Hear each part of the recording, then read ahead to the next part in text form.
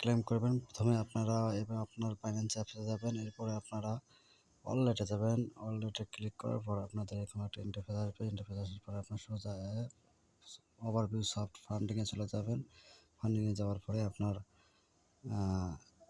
একটা এখানে লেখা থাকবে পে লেখা থাকবে, পেতে চলে যাবেন এবং পেতে যাওয়ার পরে আপনারা